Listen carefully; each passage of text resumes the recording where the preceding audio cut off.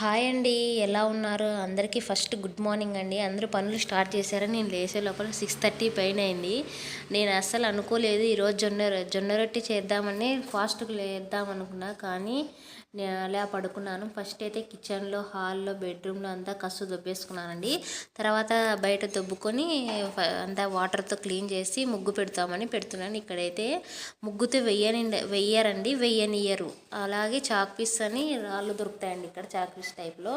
అవి తీసుకొని నేను 1 కేజీ దాకా తీసుకుంటానండి. దానితోనే వేస్తాను. ఇలా సింపుల్గా ముగ్గు వేసానండి. ఎలా ఉందో కామెంట్ చేయండి నా ముగ్గు కోసం. అలాగే ఫస్ట్ టైం పెద్ద వీడియో చేస్తున్నానండి. చూసి నా వీడియో నచ్చినట్లయితే లైక్ చేయండి, సబ్స్క్రైబ్ చేసుకోండి ఫ్రెండ్స్.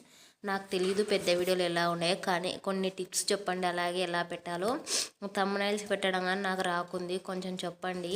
ఇలా వచ్చిందండి సింపుల్గా ముగ్గు, భలే ఉంది కదా, కామెంట్ చేయండి. తర్వాత నేను క్యాలీఫ్లవర్ కుర్మా చేయాలని మా ఆయన మొన్న తెచ్చాడండి క్యాలీఫ్లవరు.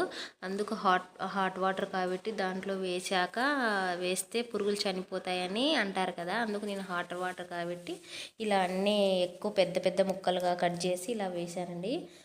వేసి 15 మినిట్స్ అలా మూత పెడితే దాంట్లో చనిపోతాయని చెప్తారు. తర్వాత ఒక 4-5 టైమ్స్ కడిగి మనం కూర చేసుకున్నాం. అలాగే నైట్ బఠానీలు నానబెట్టానండి కుర్మా కోసమే. మళ్ళీ 4-5 టైమ్స్ కడిగాక ఇలా చిన్న చిన్న ముక్కలు చేసుకొని పక్కన పెట్టుకున్నానండి. అలాగే జొన్న రొట్టె కోసం కుక్కర్లో కొన్ని వాటర్ కాబెడుతుంది. దీంట్లో అయితే కలుపుకోవడానికి బాగా వస్తుందని నేను కుక్కర్ గిన్నె వాడతానండి.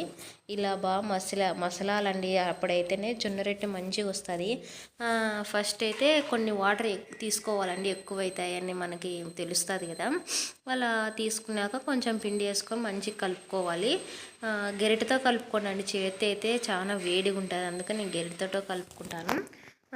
మీ ఇష్టం అండి, ఎలాగైనా కలుపుకోవచ్చు. ఒక 5-10 మినిట్స్ అట్లా పక్కన పెట్టాలండి, చల్లగినాక అప్పుడు కలుపుకోవాలి. దానికోసం పక్కన పెట్టానండి. వాటర్ పక్క తీసుకొని ఫస్ట్ అయితే కుర్మా చేద్దామని, కుర్మా కుక్కర్లో తొందరగా అవుతుందని కుక్కర్లో చేస్తున్నానండి. మీరైతే ఎలా చేస్తారో కామెంట్ చేయండి. నాకైతే నేను కుక్కర్ అయితే ఈజీ అని ఇలా చేస్తుంటాను.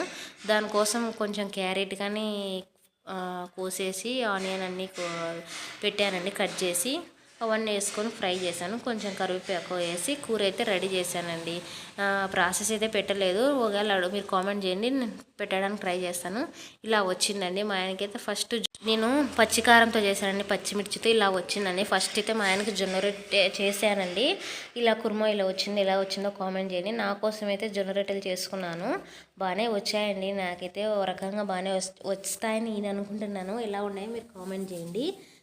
తర్వాత నేను పెట్టేసుకొని తినేసి అలాగే ఎండు కారం అయిపోయిందండి. మా అత్త మొన్న కొనిచ్చింది ఇవి ఎండు మిరపకాయలు, పైన మిద్ది పైన పెట్టుకోవాలని ఇలా చేటలు వేసి ఆరబెట్టేకి వెళ్తున్నానండి. అలాగే కొన్ని మిరపకాయలు కానీ చేశానండి.